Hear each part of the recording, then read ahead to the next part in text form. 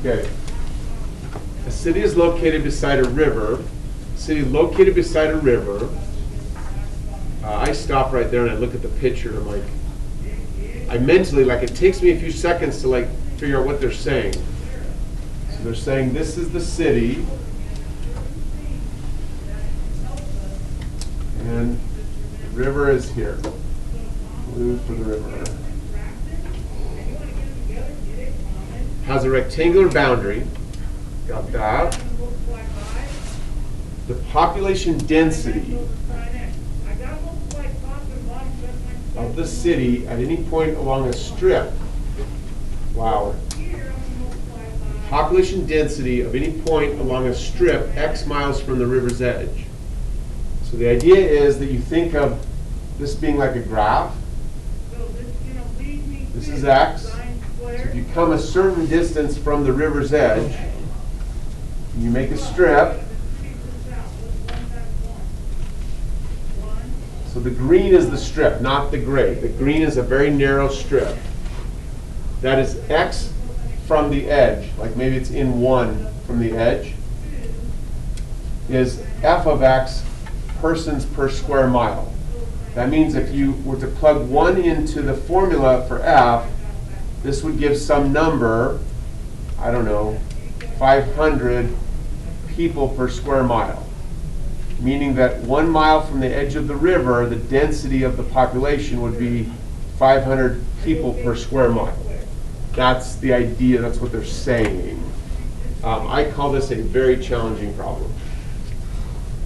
I divide problems into easy, medium, hard, definitely hard. Like you can tell right away, it's unfamiliar, it's different, it's asking me to think in ways I have not thought on any AP test ever. Okay, look, we can go through 10 years of AP tests that they've made public, and you'd be amazed at how good they are at creating new problems, like this one. Okay, questions so far? Which of the following expressions gives the population of the city? What you want to do is don't think of the integral. Think of what's happening inside the integral. To get population, we've got to take people per mile. So we've got to take the people per mile squared, people per square mile.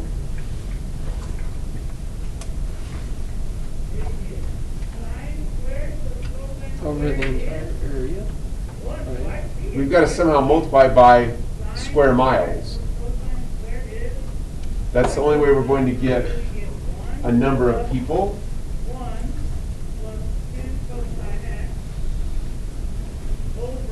That's what we're trying to accomplish. Luke, please. Where'd you get 500? Or is that like a spitball number? Just a number that I made up, just to make it a little easier to talk about. Yeah, point. April, please. Okay, so when you're like looking at the problem, when I started doing it, I figured that the people, like the number of people would be like your map, and then the density was the rate. But is that correct because it is miles squared? Like, because technically, obviously, it's miles squared because it's area, and like that's how you word area. But normally, when you do like a rate of a rate, it's the bottom unit is squared. So does that make the density the double prime? Point for a really good question. It's another reason why this falls into the hard category, is it doesn't really fit this model, which works on almost every AP problem. Like it really doesn't. This really isn't per se a rate. Sorry, this one. But your thinking is correct, because square miles would make you think of it as being the rate of the rate. The way over here is the rate like people. But I'm not sure I can think of it in those terms. The way I have to think of it is something like this. The area of this strip.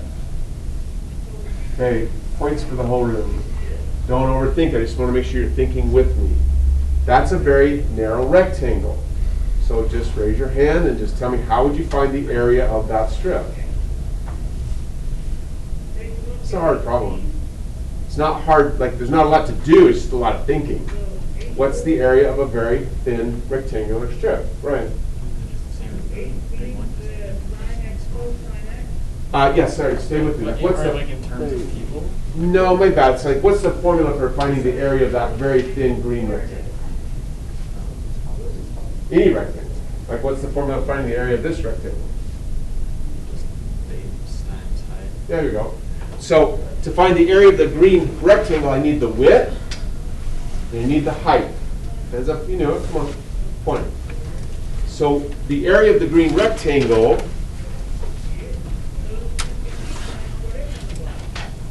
is going to be 7, because they told us the length is always 7, multiplied by the width of the green rectangle.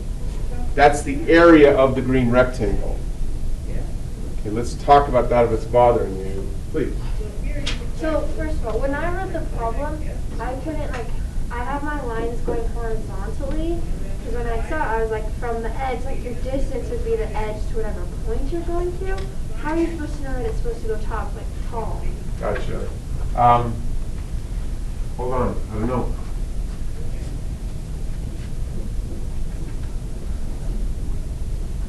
From the river's edge. See if this helps. Again, this is a hard problem, so don't, hey, everybody, look. Whenever we encounter a difficult problem, we do want to talk about it, we want to learn as much as we can from it, because you get better and better at solving any problem. But you don't want to stress about it, okay? But anyway, here's the clue that I picked up on.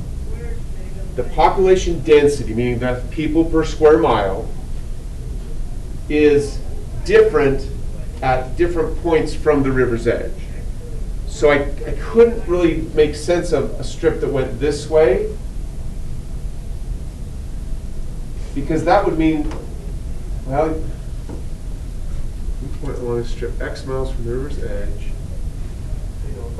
Like you'd have a different density at every single point as you moved from the river, because the distance from the river would be 1 here, then 2 here, like 1 here, 2 here, 3 here. That, I'm not sure that I can make that work, whereas the green one I can make work. I can say this strip here in green is always 1 mile from the river. And so I can compute the density for that entire strip. Like everywhere along that strip, the density is going to be the same. That is not the best answer in the world, but does that help a little? Yes. Okay. Point for April. Please, Mary. So you said that area equals 7dx, right? But none of those answers have anything multiplying by dx other than fx. But that's multiplying by the integral. But remember, you're doing great. Point for Merritt. A constant can be factored from the integral. Point for Stephen for making the right hand gesture. Yeah, he did it perfect. Does that make sense? Yeah. Please. So our answer is supposed to end up in people, right? So 70x, doesn't that just make it people per mile?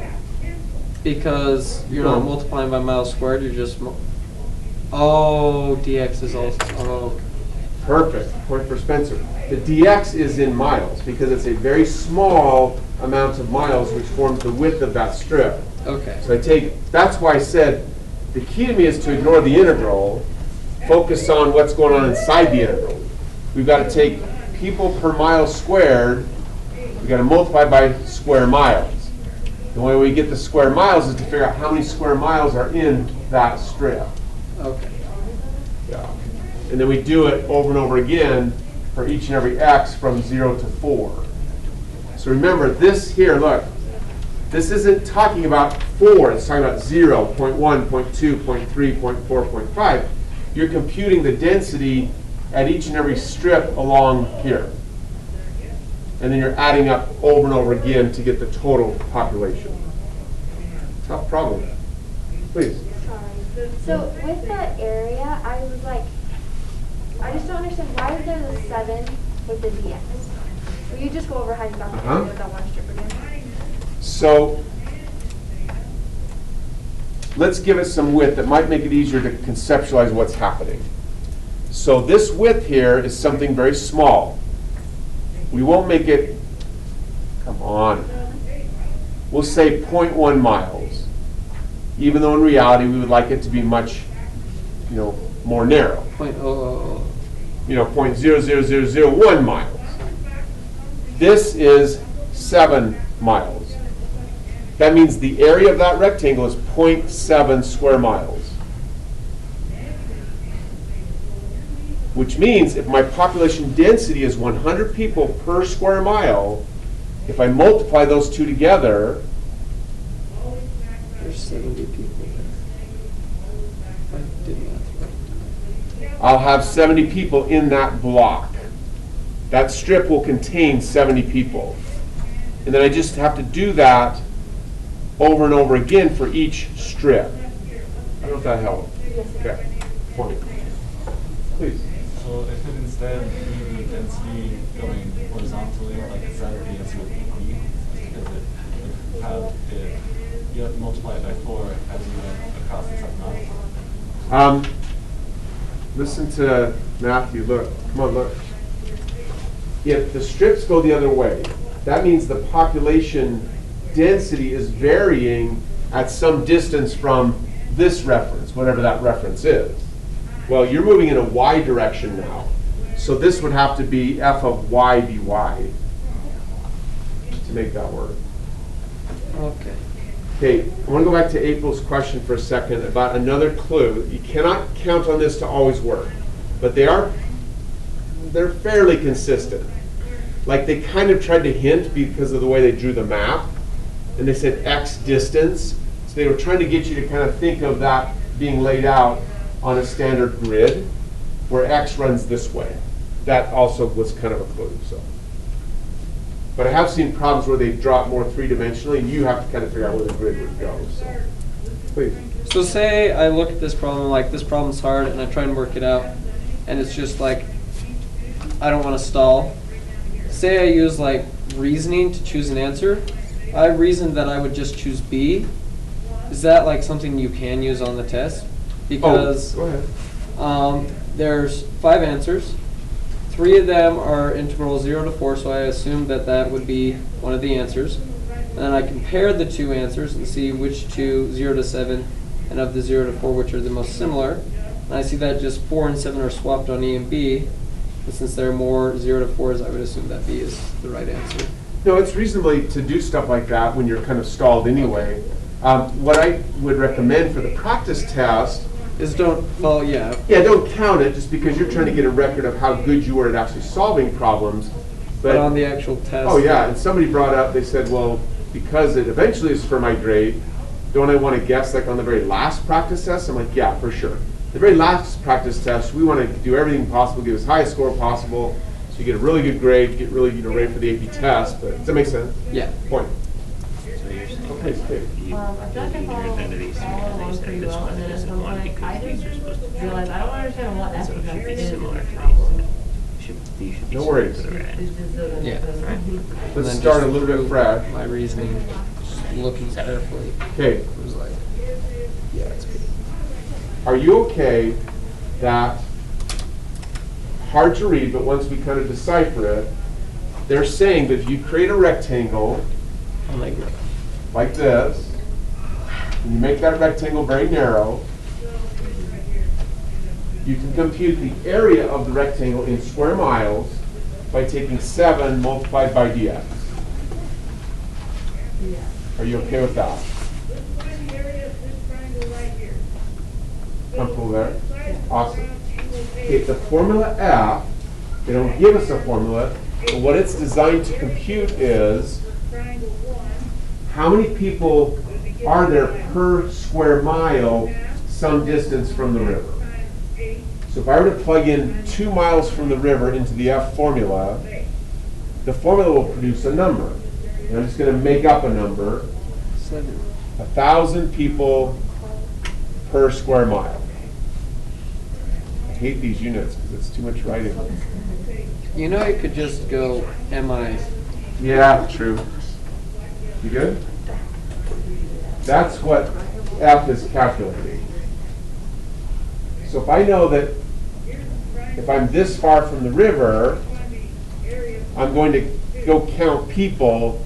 I would literally find that many people in every square mile that far from the river. And so that's how many people are residing in that rectangular block. Is 1,000 people per square mile. So I just have to figure out how many square miles the block contains, which is whatever that number is. Multiply those together, I get how many people are in the block. So if you like had a drawing of what f of x could possibly look like, it would be like any number of graphs, like each number would be how many people within those blocks. Yes. Point for Kate. Look, remember, every time you look at a graph, you're just looking at a whole bunch of numbers. They're just represented by dots. Understanding real estate a little bit, if it's a very nice river, it's going to be something like this. The closer you are to the river, more people want to live there. So the density is going to drop, something like that. Good. Yeah, I think it would be. Amanda?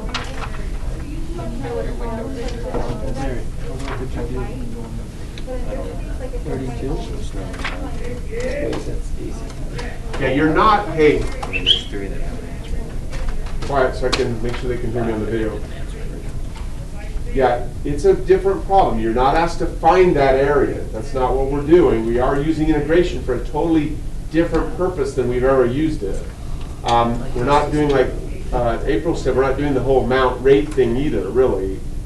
You could, I don't really want to go there. I don't think it works very well.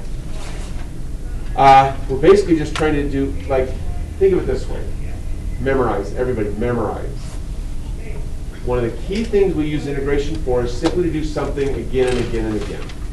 So if you notice when I solved the problem, I ignored the integral completely.